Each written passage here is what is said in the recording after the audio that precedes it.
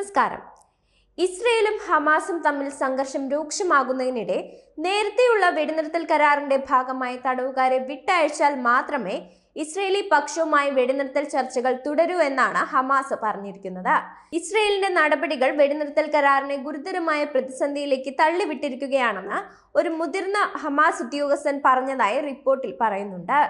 വെടിനിർത്തൽ കരാറ് നിലനിർത്തുമെങ്കിലും ബന്ദികളെ മോചിപ്പിക്കുമെന്നും ഹമാസ് സംഘം അമേരിക്കയോട് ആവശ്യപ്പെട്ടതായാണ് വിവരം. ഗാസയിലെ വെടിനിർത്തൽ കരാറ് പ്രകാരം 600 പലസ്തീൻ തടവുകാരെ മോചിപ്പിക്കുന്നത് ഇസ്രയേൽ വൈകിപ്പിച്ചതിനെ തുടർന്നാണ് ഹമാസ് ഈ ആവശ്യവുമായി അമേരിക്കയെ സമീപിച്ചത്. 6 ബന്ദികളെ വിട്ടയക്കുകയും 4 തടവുകാരുടെ മൃതദേഹങ്ങൾ ഇസ്രയേലിന് ഹമാസ് കൈമാറുകയും ചെയ്തിരുന്നു. എന്നാൽ ഇതിലൊരു മൃതദേഹം ഇസ്രയേലി വനിതയുടേതല്ലെന്നും അത് ഗാസ വനിതയുടേതാണെന്നും ഇസ്രയേൽ സ്ഥിരീകരിക്കുകയും ചെയ്തിരുന്നു. മൃതദേഹം മാറി നൽകിയ സംഭവം ചൂണ്ടിക്കാണിച്ച് ഇസ്രയേൽ ഹമാസ് നിയമലംഘനങ്ങൾ നടത്തിയതായി ആരോപിക്കുകയും വെടിനിർത്തൽ കരാറിനെ ഇത് ബാധിക്കുമെന്ന് ചൂണ്ടിക്കാണിക്കുകയും ചെയ്തിരുന്നു. മാത്രമല്ല, ബന്ദികളെ കൈമാറുന്ന ചടങ്ങുകളിൽ ഹമാസിന്റെ മോശമായ പെരുമാറ്റം വെടിനിർത്തൽ ഒരു തകർച്ചയിലേക്ക് അടുക്കുകയാണെന്നും റിപ്പോർട്ടിൽ പറയുന്നുണ്ട്. ഇതിനിടെ ഗാസ വെടിനിർത്തൽ കരാറിന്റെ ആദ്യഘട്ടത്തിൽ വിപുലീകരണത്തെക്കുറിച്ച് ചർച്ച ചെയ്യുന്നതിനായി പ്രസിഡന്റ് ട്രംപിന്റെ മിഡിൽ ഈസ്റ്റിലേക്കുള്ള പ്രത്യേക പ്രതിനിധി ഇസ്രയേൽ സന്ദർശിക്കുമെന്നും റിപ്പോർട്ടിൽ പറയുന്നുണ്ട്. അതേസമയം വെടിനിർത്തൽ അസ്ഥിരമാണ് എന്ന് UN secretary general Antonio Guterres മുന്നറിയിപ്പ് നൽകിയിരുന്നു. എന്തു വില കൊടുത്തും ശത്രുത പുനരാരംഭിക്കുന്നത് ഒഴിവാക്കണമെന്നും അദ്ദേഹം എടുത്തു പറയുന്നുണ്ട്.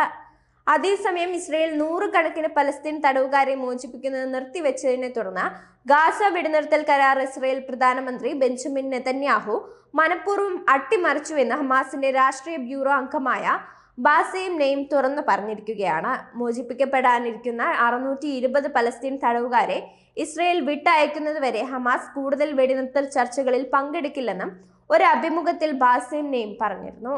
അടുത്ത ഘട്ടത്തിലേക്ക് കടക്കുന്നതിന് മുമ്പ് 620 തടവുകാരെ മോചിപ്പിച്ച മുൻഘട്ടം പൂർത്തിയാക്കണം. വീണ്ടും ഒരു യുദ്ധത്തിനുള്ള അന്തരീക്ഷം ഒരുക്കുകയാണ് നെതന്യാഹു എന്നും അദ്ദേഹം പറഞ്ഞിരുന്നു. കരാറിന്റെ 2ാം ഘട്ടത്തിലേക്ക് എത്താൻ ചർച്ചകൾ തുടരണമെന്ന് മധ്യസ്ഥർ ഇരു കൂട്ടരോടും പറഞ്ഞിട്ടുണ്ടെങ്കിലും നെതന്യാഹു അടുത്ത ഘട്ടത്തിലേക്ക് കടക്കാൻ തയ്യാറാണോ എന്നതാണ് ഇപ്പോഴത്തെ ചോദ്യം. പലസ്തീൻ ജനതയുടെ കഷ്ടപ്പാടും ഇസ്രയേൽ ഭരണകൂടത്തിന്റെ കുറ്റകൃത്യങ്ങളും പരാമർശിക്കാതെ ഒരാൾക്ക് മനുഷ്യാവകാശങ്ങളെക്കുറിച്ച് സംസാരിക്കാൻ കഴിയില്ലെന്നും ഗാസയിലെ വംശഹത്യയെയും ഇസ്രയേലിന്റെ ആസൂത്രിതമായ ആക്രമണത്തെയും അധിനിവേശത്തെയും ഇറാൻ ശക്തമായി അപലപിക്കുന്നുവെന്നും ഈ കുറ്റകൃത്യങ്ങൾക്ക് ഇസ്രയേലിനെ ഉത്തരവാദിയാക്കണമെന്നുമാണ് അറാഗ്ചി പറയുന്നത്.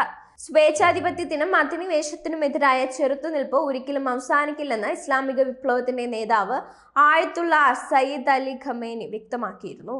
അന്തിമ ലക്ഷ്യം കൈവരിക്കുന്നതുവരെ ഇത് തുടരുമെന്നും അദ്ദേഹം പറഞ്ഞിട്ടുണ്ട്.